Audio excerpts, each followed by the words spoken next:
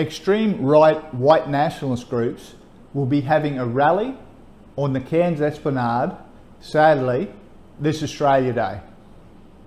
It's important to me that Cairns people understand that this is not a sanctioned Australia Day event in any way. Indeed, the people at this rally don't bother to obtain council approval or even the police approval required under state law for a political rally of this nature. Further, we know there has been violence at these rallies in the past.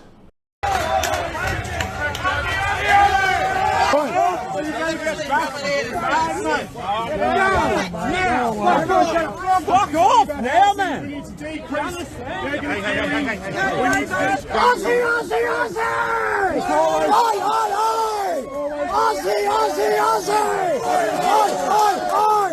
This Australia Day, please remember, we're all equal in this country, regardless of race, colour or creed. People come here from all around the world and everyone is deserving of respect of their culture, sexuality and the way they wish to lead their life.